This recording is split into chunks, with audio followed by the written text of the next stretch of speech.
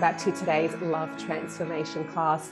Now, one of the reasons why we're here, obviously, is to create a beautiful partnership and really experience the full expression of love in this 3D. And I know that a lot of you watching are really committed to making sure that this is not just any relationship, that this is not just a husband or a partner that you're looking for, that you do want to create a conscious, beautiful, intimate, and ideally transcendental relationship. And that is exactly what today's guest is here to share with us. Welcome, my gorgeous friend, Elise Carr. Hello, my gorgeous friend Peter. Thanks for having me. I'm very, very joyful and honored to be here and sharing what you just talked about, which is how we can ensure we step into a conscious, loving, intimate, and ideally transcendental, however you want to put it, relationship, and even lay some foundations and create some more awareness before perhaps that man or woman or person comes into your life. Now, I know you very well, and do you want to just quickly share with the audience your background and how you came about to do this work? Yeah, sure. Geez, let's put that really, really condensed. In a previous life, I had other roles. You know, I was a foreign correspondent journalist and I was an international model for a bit. They were just a bit too working for the person or the man, as we used to say, and a bit vacuous. And I always knew I wanted more. And at the same time of doing that, I was always studying a lot of Eastern wisdom, whether that was yogic or Buddhist or tantric and a little bit esoteric as well, even though I didn't quite know what I was doing then in my teens and then 20s. And I had a real crossroads in my life where I was actually doing some international journalism work and I was also modeling, mainly modeling almost full time, very isolated, very cut off from all my loved ones. And I had an ultimatum for my partner at the time. And I chose him over my career. And that meant coming back to Australia. And not long after I did that, I was actually hospitalized with my heart flatlining 4 times. So people thought I was on the way out. Essentially, it was actually a cyst on my ovary that ruptured and was sending toxins through my body, and my body thus kind of closed down because it just had, I guess, too much strain. Clinically, therefore, after that, they saw nothing wrong with me. Cardiologist said my heart was perfect. I got nothing to worry about, extremely healthy. Just as a little segue, I wasn't into the sex, drugs, and rock and roll. I was a Puritan then, I'm a Puritan now, just the way I've lived my life, personal choice. So it was nothing I'd done or taken that had stimulated this. It was actually most likely, I'd say, emotional buildup of complete lack of love, isolation, connection, those kind of things, which we can probably talk about as well, how important that is. And thus I had to change my life. I couldn't, once I came out of this, when I was starting to rebuild myself, I couldn't be what I was anymore. And that was really changed for me because not only when I came out of intensive care did I have to learn to walk again, wash my own hair again, drive again. My boyfriend left me. I couldn't get a job straight away as a journo. I wasn't ready for Fashion Week. Everything I associate as being me, the titles, the doing, was gone. So I was really at a new crossroads. And that's when I went back and did my master's and started opening myself up to literally the path now. When I look back all these years later, has led me to exactly where I am. And that is combining the Western psychological sciences with the ageless Eastern wisdom. And, and funnily enough, I was that go-to person even in high school for my friends. So the psychology aspect was always there, that service, that guidance, that counsel, everything. And the Eastern wisdom, I was always so hungry and curious about the greater beyond, further than perhaps Western science actually admitted yet. Like, we actually have a soul. Science hasn't proven that yet, but if you look at ageless wisdom in the tantras, in yoga, in Buddhism, in anything esoteric, they know it. And to them, it is just a known. So blending these now for my private practice, what I've been working on for, I guess growing and changing the last 12 years is something that I'm deeply passionate about. And I do work with women, men, individuals, whoever they identify, and couples all around the world. And it is my greatest joy, obviously, besides my new little bubba. One of the beautiful things, along with your own personal journey and the growth that you've gone through and the experiences and the tools, as you mentioned, that you've picked up along the way, is now the impact that you get to have on other individuals and other couples. And that's really what I'd love to dive into deeper today, is how can we make sure, or how can we bring all of the benefits of our own healing and the things that are available to us now to make our new relationship a really beautiful, conscious and evolving, loving, intimate relationship. And one of the biggest things I see is reacting instead of responding. And this seems really superficial and really easy, because intellectually we go, yeah, I get that. You're calm and loving instead of throwing shoes, but stuff comes up. You get tested. I was recently tested having a child, sleep deprivation. Anyone who perhaps is also a parent will get that. But things happen in our life. We're triggered, as the word is. And our immediate kind of go-to is a reaction. We react and we project. And when you do that, unfortunately, it's often from a place of anger, which is actually really a defensive mechanism because we're hurting. So straight away, we're not actually being ourselves. We're out of alignment, we're out of integrity, and we're actually creating a kind of a disconnect and a barrier between this potential beloved, or perhaps it already is a beloved.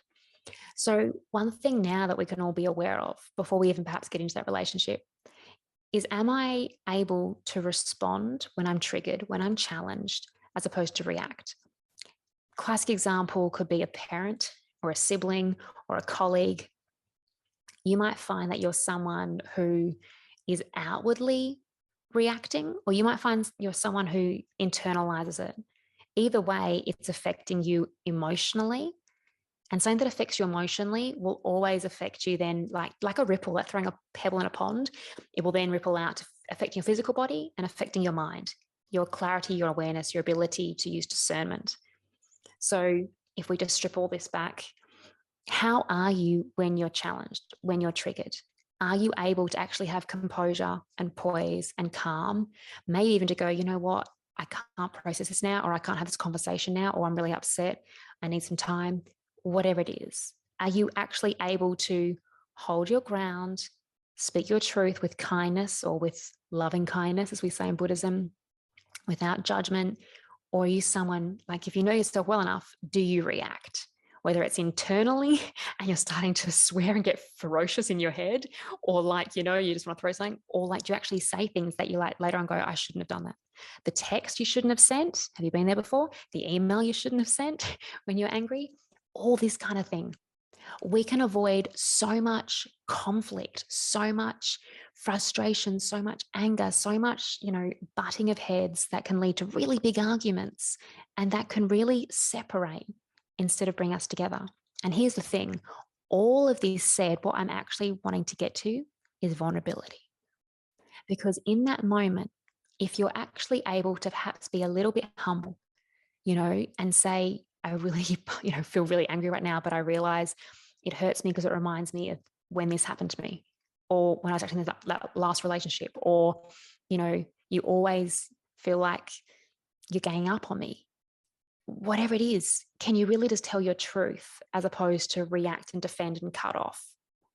So if we can be a bit more self-aware, know thyself, as we call it, as the Gnostic saying goes, we can actually get closer to real vulnerability within ourselves, but also vulnerability in the relationship. And the hint here is that vulnerability leads to intimacy. Vulnerability leads us closer to a conscious, more aware, and actually kind of loving space, or even love. Love with a big L, as you and I have talked about before, Peter. Love where we don't have to be guarded. Love where there isn't judgment. Love where there isn't attacking and reacting, because we're in that congruence. We have peace and calm. Now, all of this is freaking huge work, as even though it sounds intellectually or, mentally logical, because in that moment, you're freaking bleep, whatever the word is, So it's something we can really work at. We can all work at it. Unless you're an enlightened being, we can all work at it. This idea of having this beautiful conscious relationship where we feel extremely fulfilled and deeply connected to our partner, and offers us the things beyond what we perhaps see a regular relationship, Let's talk a little bit more about what some of the benefits are of having a conscious relationship. Let's just say we worked on the consciousness of self-awareness. The more you know yourself, the more compassion you'll have for your beloved, because they're also someone with feelings and thoughts and a heart, a soul, a higher self, but also that lower nature self, just like you. Sometimes we have to be reminded of that because we have the habit of perhaps putting someone on a pedestal, or perhaps we have the habit of thinking that we know better because we're more spiritual or on the path, and therefore we are the teacher and they are the student in that dynamic, or it's the love of the beloved. We're the ones who should be loved, the beloved, you should love me. We fall into like these little titles or these little expectations. So we have to be more aware of our actions, our behaviors, our default patterns. If we're aware of that, we're going to be more aware that the other person has the same. And if we can then begin to witness this, like, oh, yeah, that's me doing my thing again. That's me getting defensive, or that's them closing off. The better we understand these little games, these little dances that we both play, the better then the relationship's going to be. Because as we've also talked about before, there's you, there's your beloved, and there's the relationship. That's why I wear my Russian wedding ring, right? With the 3 little rings in one. It's a trinity, or it's a stool with 3 legs. And if one of those legs is wobbly or going through some really hard stuff or not present, the whole thing, the whole house of cards can come tumbling down. So fundamentally, it really does start with you. How well do you know yourself?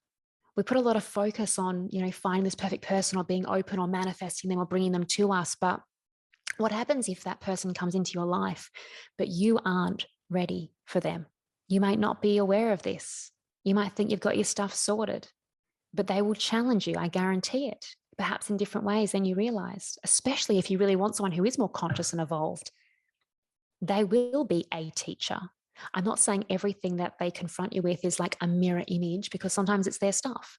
Sometimes they do hold up a mirror. But keep coming back to, am I aware of myself? Am I aware of the words I'm choosing to use? Are they kind, or am I creating harm? Am I saying that to be hurtful, to have a dig because I want a certain reaction? Or am I bringing something to the table that actually can serve us, that comes from a kind place, that comes from a loving place, that comes from a helpful place? It's so easy sometimes to say like a snide remark or a little, underhanded comment, perhaps because we're frustrated because someone hasn't done something for us.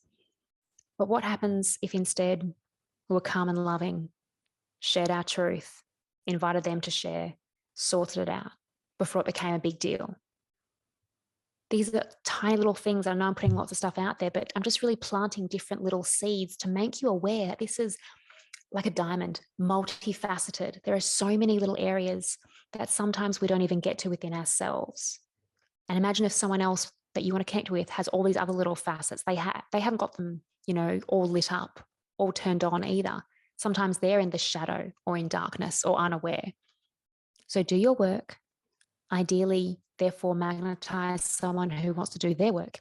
And together, you'll want to work on the relationship, because the work doesn't end, even when you found that person. I promise. There was something that you said that really, really struck a chord. And that is, this person, this conscious, this amazing, incredible partner that we feel that we desire and that we want to call in. Do I feel as though I deserve this person? Am I 100% sure that I'm even ready for them? And is perhaps curious about how can I bridge that gap between where I feel I am now and being deserving and worthy of this, what I see as being a conscious partner. And I'm curious, like, is that actually us putting this relationship up on a pedestal, or is there actually some truth in that? Yeah. What are your thoughts?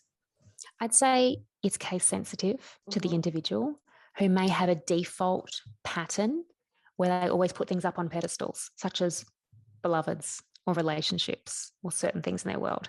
So if that's you, perhaps be aware of that. Look back at the trajectory of your last relationships. Are you prone to doing that? Are you prone to have a challenge in really validating your worth, owning who you are and what you bring to the table, what you bring to a relationship? Be aware of your own patterns if you can. If you have the ability to see that, That really helps. If you're not sure, then you can err on the side of caution and don't rush. They say, sit in your stuff. Well, how long do you sit? As long as it takes before you're ready to do the work. If this is bringing up stuff for you and it's upsetting, you might need to have some moments to journal, have a bath, whatever it is that makes you feel good, do a yoga class, or perhaps it's dance wild and naked in your lounge room to the full moon, whatever works for you. And then we begin the work. We begin the work, like I said right before, of understanding who we are. So knowing your patterns, your habits, your default reactions. If self-worth is a challenge for you, that's where you need to go. Peter would be a great person to speak to about that as well. We need to be more aware of what it is that's challenging us and not assuming it's a polarity or binary. So it's not necessarily one or the other. It could be a little bit of both. It could be that for the first time, you actually don't know. You're unsure because you're excited and all these emotions are coming up. If anything is like that and it's overwhelming, whether it's an overwhelming challenge or an overwhelming excitement, maybe it's not the right time to make a decision. Or maybe it is. What is your truth? Do you actually need to just kind of slow down and go, whoa, this is happening so fast. I'm not sure how to get my head around or my heart around this. Ask yourself some questions. Is this what I want? Am I ready to go on this date? Am I ready to make love with this person for the first time? Do I really want to say that in the text after, having the green juice smoothie with them? Date number 2. You don't have to rush in. There's no right or wrong unless it's right or wrong for you, and only you can make that decision. So more self-aware, taking it a little bit slower, being a bit more present, being a bit more mindful or conscious in your decisions, because it's got to start with you. How can you have a conscious relationship if you're like doing things unconsciously? Yes, that was a little bit of a mic drop moment, actually. I think we also too maybe have this tendency to know that conscious relationships still require us to be conscious, be present, continue to do the work with each other.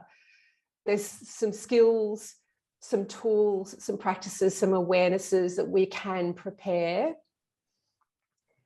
for prior to meeting this person. What else have you found really valuable working with your clients? When we talk about conscious, sometimes people just think that's like being present, like I'm really listening to you.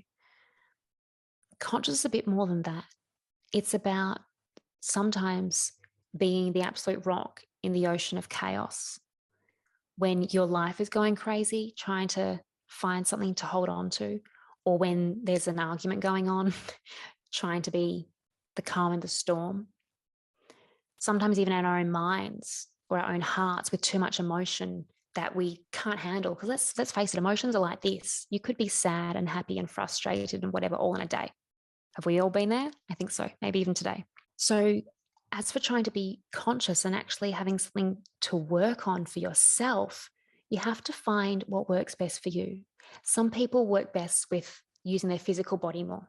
Some people work best with tapping into how they're feeling. They're quite, emotional based people.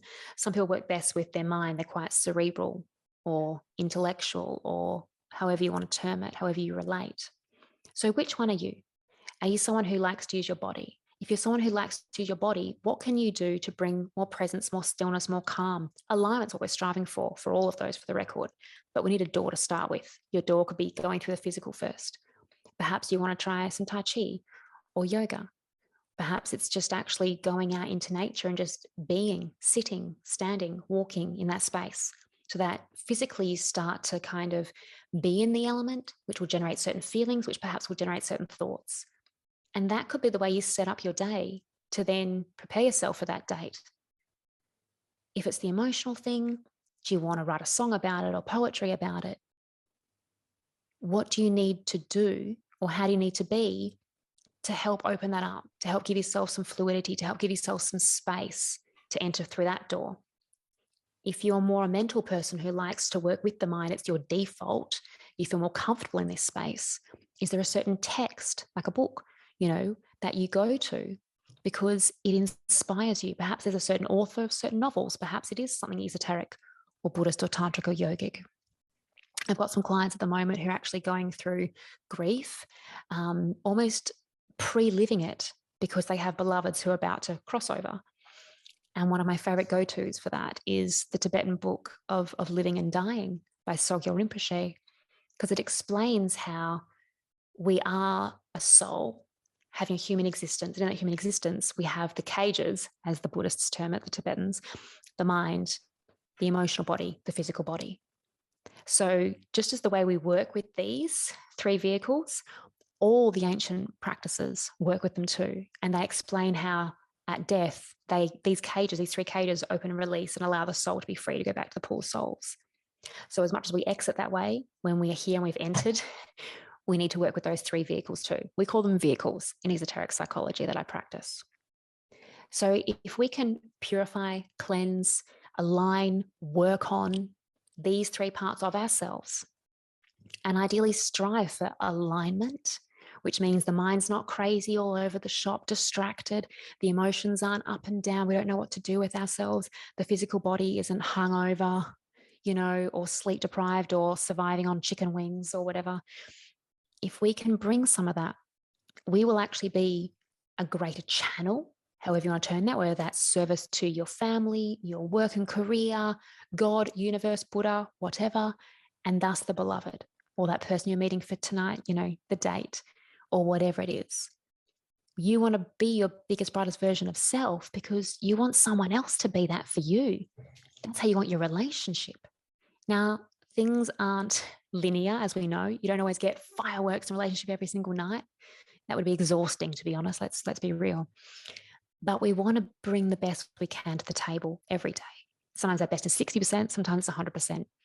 So it's up to you to work on these aspects of yourself the best way you know how, with the limited time or resources or whatever it is, to step up, show up, and come to the table, come to the party, come to the date, how you would like them to be as well.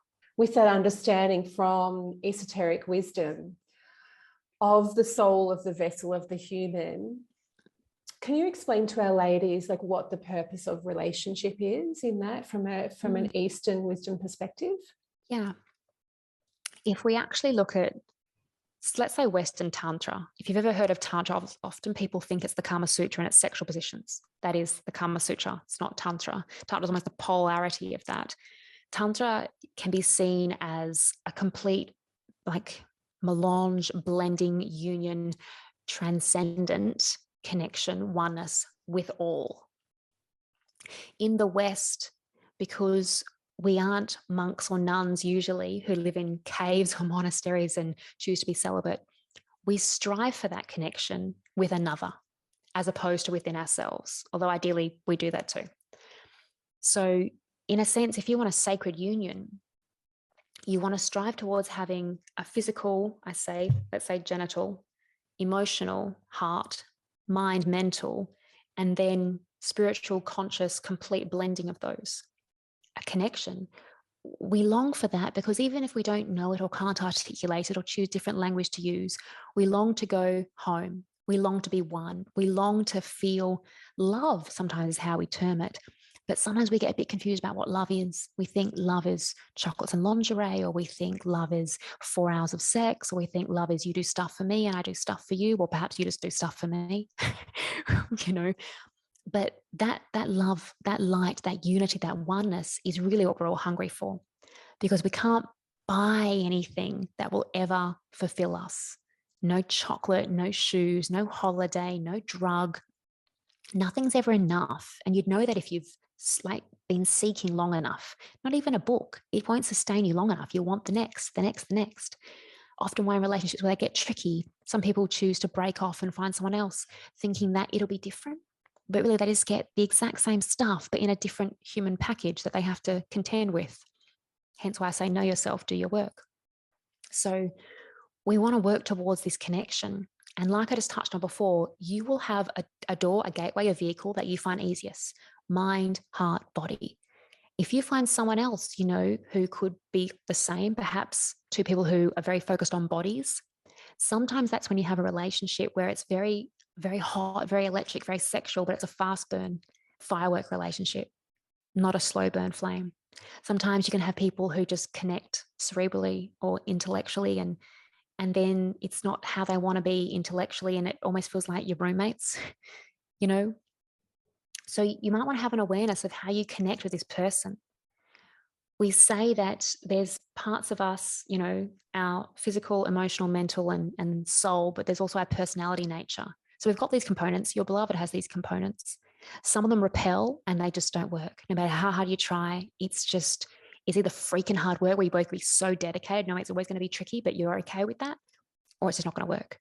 Sometimes our parts, complement each other and they like salt and pepper, I'm thinking what you put in your food, not the band if you're old enough to know. And then there's other parts that are just the same and they just kind of click and they work. Very few relationships have all those components where they're exactly the same and they just like this. Most of us, when we find our beloved who we choose to want to work with, have to work on one of those. So if you know yourself well enough, your beloved knows their selves well enough, you know your relationship well enough, you know which area is the trickiest. And that's often when perhaps you want to engage Peter or myself or someone like us who can help you navigate through. Perhaps we don't have a connection sexually, or he doesn't get me emotionally. I don't feel seen and heard and loved and held how I need to be. So in a roundabout nutshell, as I'm always good with going on these rants, knowing that there's going to be parts in your relationship, even if it's a great relationship, that's always going to need work, because you want to always be growing, moving closer, closer, closer to having, let's say, this tantric relationship where you get as close as you can to feel oneness. They say sometimes you experience that in orgasm, sometimes you experience that at the point of death.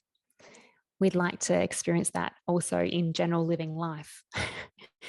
So know yourself physically, emotionally, mentally, spiritually. Know your personality, know your traits, know your addictions or your desires, lower nature desires, higher desires. Understand your beloved like that. What makes them tick? What turns them on? What triggers them? All these kind of things are so important and they come in time. People are complex. We really are. We're multifaceted. But once again, the better you know yourself, better you know the beloved, the easier you'll be able to move towards this transcendental experience that we all long for. But of course, you have to want to do their work and they have to want to do the work. Because if you're the one that wants to and they don't, it's a challenging place to start from. I think that's a really key and really beautiful distinction as well. How do we know whether our level of investment that we desire in this relationship is going to be met or is being met or will be met? And the second part of the question is where do we find, or how do we find within ourselves the wisdom or understanding to know, as you talked about, some things fit and some things require work. When we get to a place, I know a lot of the women don't want to compromise, but also would be willing to invest more time in a relationship. But unknowing which relationships to invest in and which not to is also, so I guess that's the second part of the question, right? Yeah, I hear you. Sometimes we have to throw caution to the wind and go in with all we're willing to offer, our complete self, without knowing what will happen, because no fortune teller can even tell you exactly what will happen. Truly, they can only predict certain lines of consciousness. People are independent. They apparently have free will. They will make choices that may or may not align with you. Someone can cheat. Someone can lie. A truth may be, finally brought to light. Someone changes their mind. Things happen. It's life. So you cannot be guaranteed that if you give your everything, they will, and we've got happily ever after. It's not, a rom-com. So we have to be prepared that things change, things shift. This may or may not last. And just go, that's okay. That could be painful. It could be beautiful. It's probably going to be both. Because even if it does last, it will be both. It's still going to be painful and beautiful at different times. So we don't avoid pain. Just a little segue here. We don't like to feel pain. We don't want to hurt. We don't want to suffer. But actually, the human condition learns through suffering. Every esoteric practice, every yogic, tantric, Buddhist true philosophy will explain that. We can minimize it by minimizing our emotional connection to it, our expectations, our kind of elated states where we think things are going to be this incredible movie version. If we come back to a place, that aligned central place where it's like, if this happens, okay, so be it. If this happens, okay, so be it. We have to be a little bit less emotionally attached to a clingy perspective. Yes, be emotionally involved in a sense of compassion, love, and connection, but don't hold on for dear life, because you'll probably throttle the relationship before it begins. Know that you are worthy. If this is the right time, it's the right time. It's going to be the relationship you need. And then once you're in that relationship, that doesn't have to change. You still need to be that person. You will evolve ideally and shift and grow and change, but the fundamental inner peace, inner calm, inner poise, inner grace, that ideally is supposed to be there, whether you call that your connection to God or soul or whatever. You need that all the time, all the time. It doesn't happen like that because we lose it, but ideally we come back to that. I feel like I'm missing a thread to what you said, but for some reason I wanted to bring us back to that because we get so lost in wondering, how the relationship's going to be. Is it going to last? That we forget about ourselves and actually showing up. Because you can think you're really spiritual and conscious and aware, but if all you focus on is the relationship and it has to look like this and be like this, you're not going to be showing up. You'll be living a dream, you'll be living an illusion, and you might not actually be being as kind and loving and compassionate and non-judgmental as you might have wanted to be. And that's so key. That's, I suppose, one of the greatest things that this relationship that I'm in for nearly a decade now with my beloved,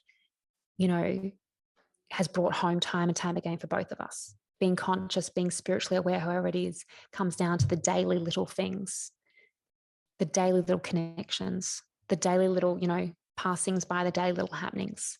So the thing is, like we said, you don't always know at the beginning what you're going to be getting into necessarily or how long it's going to last. Mm-hmm. But once you're in it, there can be red flags.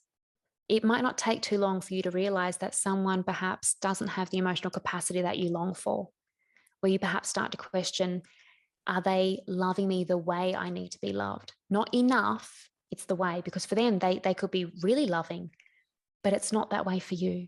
You're not feeling it. It's just not right. So there's two things. Yeah, you can pack your bags and leave. You can try and work at it. They're the two extremes. Sometimes I like to ask clients, what are all your options? And then what does it look like if you stay and nothing changes? What does it look like in 1 or 2 or 5 years' time? What happens if you stay and you both work at it? Let's just say hypothetically that the partner says, I want to work at this. What does it look like if you commit to work, both of you as a union, in 6 months, a year, 2, 5 years, Or what does it look like if one of you leaves? How do you feel? What are you thinking? You stay, nothing changes. You stay, something changes, or you go. It's all change essentially. Find out what would be, the most, appealing, desired path. And actually try and really sit with what would come up. I've done this myself too. There was a time in my relationship that I'm in now where I actually really sat in this. It was deeply painful. I asked for some space. We happened to be in different states at the time. And I really had to sit with, well, what happens if this doesn't change? Am I going to be okay with that? And I wasn't. And then I was like, do I want to leave? And I didn't. I really didn't. So I was like, okay, we have to work at this. So how do we do that? And how do I do all the work that I can do to make sure I know I'm bringing everything I can to this too? Not just like, well, go sort yourself out. Like, you need to work on this. I hear that a lot. Men and women who often come to me on their own, sometimes and as a couple, they want the other person to change and they expect them to change for the sake of the relationship, or if you love me enough, or whatever it is. If we're clashing, it's like one of us is speaking Cantonese and one of us is speaking Russian. We have to both speak whatever, let's just say English, or sign language of the heart. So yeah, we have to compromise. The compromise for one might be, this is going to take longer than I wanted. Time, expectations, they're going to be demolished. You might think it's going to take you 6 weeks, 6 months. Maybe it takes you 6 years. If you knew ahead of time it's going to take you 6 years, perhaps before you felt this love, and then perhaps it disappeared for another year and then it came back, and eventually in 10 years' time, you start to speak that love language. Is that enough for you? You got to ask yourself these questions. People don't change overnight. They don't. If something changes overnight, it's been building up, or it was there all along and you didn't see it, or perhaps you didn't know it within yourself. So sit with it, find out your options. Look at this scientifically almost. Think of it as an experiment and see how you feel or what comes up for you when you go, wow, I actually really want to leave. Maybe something's revealed to you that you didn't realize, that this had to happen for you to have an out for yourself, you know?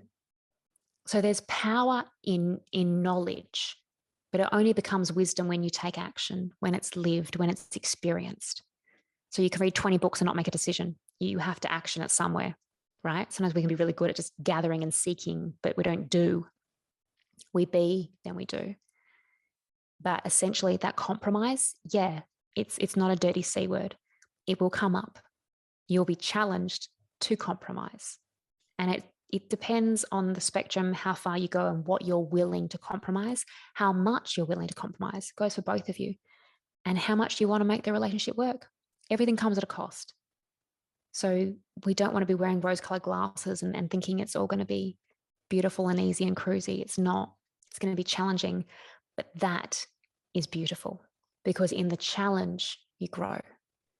What's really coming to mind now is, and I hear this a lot, especially from the beautiful women that experience anxious attachment or this deep fear of abandonment, is that often there is a real tug between consciously knowing that maybe this relationship isn't right, it isn't completely in alignment for me, but then this complete nervous system fear, panic, it's like a fear of dying. Literally, if I was to honor what my higher self is telling me, there's so much fear to step outside or step away from it, what can almost feel like a love addiction type relationship. Yeah. Yep. What advice would you have for women that have either experienced this before or experiencing this right now? If you've experienced it before and you're afraid it's going to happen again, or you're experiencing it right now, don't be afraid to ask for help and guidance, because sometimes even if we have the intellectual awareness that it's going on, let's just say we've at least gotten that step, we may not have the ability, especially when you said like it's a visceral, almost debilitating experience. And therefore, we're not in a position to make decisions. We can't perhaps use the mind. We can't see clearly to know what's right. The emotions are completely taking over. That vehicle is driving the entire machine, and your physical body is probably suffering. And let's just say, when you haven't slept right, you're not eating right, you're going back to some bad patterns, maybe it's smoking or too many wines or whatever. No part of you is in a great space to be making conscious, loving, aware decisions, even for yourself. So I strongly suggest seeking guidance. And some people find that weakness, and yet I find it incredibly courageous. As someone who's very resilient and who's often not sought guidance, I now have my teacher who is a wonderful, source of guidance for me and boundless wisdom. But before that, I really struggled to trust someone who knew me, who really could see me, who I had a connection with, because often, I might speak to someone, realize I actually do know more than them. I have more awareness than them. This isn't right, So when I say find the right guidance for you, it's absolutely essential. You need to have a connection with this person who's going to be helping you navigate, helping you perhaps heal, helping you perhaps see other facets to yourself that have been hidden from you, almost like the dark spot, that black spot when you're driving. So having a connection with that person, whoever is your guide, psychologist, teacher, mentor, whatever, is absolutely tantamount, just like having a connection with the beloved is. But we definitely, you need to feel supported, loved, seen, heard, held in a professional capacity with that person. And you need to create that container for yourself as well. How can you help hold yourself, listen to yourself, love yourself, accept yourself? Because what you're going through, you can move through. It's a habit, it's a pattern. It can be broken, it can shift. It is not who you are. It's merely what you're experiencing right now. So when we say experience, it means we're shifting through. Nothing is stagnant. Everything is made up of energy, therefore molecules, everything's moving. You are not stagnant, even though you feel stuck or overwhelmed or trapped or whatever it is. You will move through this. Either you have the ability within yourself entirely, or you get that support, but you will move through this. Speaking of support and starting to utilize tools and things that we have around us, you have a beautiful masterclass as a free gift to our audience. Tell us a bit about that. So it's actually a masterclass for couples who are moving into a space where they want a conscious, loving, intimate, transcendent relationship. But the reason why I wanted to share it here is because, I've gone through these things when I didn't have a beloved. And it's something that you could go through yourself, just like we talked about today, to build up a different awareness, a different conscious awareness of some things that you might want to work on now before you get into that relationship. So perhaps that when you get into that relationship, you'll be able to bring this new understanding into how you want that to be. And then you can perhaps go through it together with the new beloved if they're open to it. Who knows? Maybe they've already seen it themselves. So that said, it will go through 3 different stages. I'm going to give you 3 different secrets that I'm going to unlock and share because I'm all about the information that's tangible. It will help you understand the communication side of things. It will help you have the kind of communication you're actually seeking, that place where you actually are seen for who you are, held in a space where it's physically or just with presence in a deeper way than you've ever been before. It will help you feel, held, seen, heard, loved. And therefore, I shift into how you can actually have an intimate connection with your beloved, how you can actually shift from sex to making love, how you can actually feel something, not just physically, but emotionally and mentally when you connect, and things you can do beforehand as well. So great tools there. And then how to kind of go from a place of, maybe we've been comfy for a while now. And this might be playing in some people's minds, like what happens when it's just, if you've been watching the reboot of Sex and the City, just dessert on the couch every night. You might have been in a relationship where it's gone that way before. So how do we avoid that? Or how do we actually shift from that to going into that place where it's transcendent, to shifting beyond, to actually kind of being the it couple, as some people have said they feel like they've become since doing this? Because there's no kind of comfy, cozy space that's going to be fulfilling forever. We like comfy, cozy sometimes, Netflix and chill, but sometimes Netflix and chill can kill. We don't want that, not for your future relationship at all. So I just want to share some secrets in this masterclass and perhaps give you some tools that you can take into your future relationship to make sure things that have killed the last relationships won't happen again.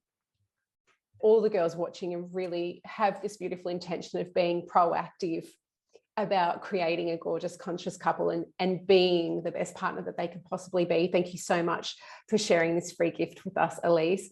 Are there any final thoughts that you'd like to leave our ladies with? Oh, how much time do we have? Final thoughts, quick. Honestly, we come here with the intention that we're ready and willing and able to move into a conscious, loving relationship. And we're just waiting for that person. But sometimes we miss life while waiting. So I would love it if you also put yourself in a position where you know that this is about you as much as it is about them. So bring your attention to yourself too. Make sure you understand yourself the best way you know how, physically, emotionally, mentally, spiritually, sexually, however it is. Things you like, things you don't like, things you want to explore. Keep investing in yourself. I don't just mean money, I also mean time and presence, so that you are the person you really want to be when that person comes into your life. And then you get to share that. We never stop learning. I've talked about this, but you are irreplaceable. You are boundlessly valuable. You are actually love and light. You're just in this tiny little human form that we have to move around in, this little meat suit. Don't lose sight of what's important, which is looking after yourself and ideally being with someone who looks after themselves. So therefore, you can look after the relationship. Think of that triangle or think of the stool. It's all important. Right now, if it's just you, that's your focus. And that means when they come in, you will be ready, more ready than perhaps you thought you could ever be. Beautiful. I love that so much. I was just letting that sink in. Thank you so much, Elise. That's such a beautiful reminder. This really is all about you. I so appreciate you being here as a busy mum. Thanks for joining us again. Oh, it's such a pleasure. Thank you for having me. I truly am honored to share this time, and I wish all the ladies out there boundless love and joy on your life journey, and also this journey to come, which you're going to share with your beloved probably sooner than you think. And thanks everyone for tuning in for today's Love Transformation class. We will see you all again tomorrow. Bye for now.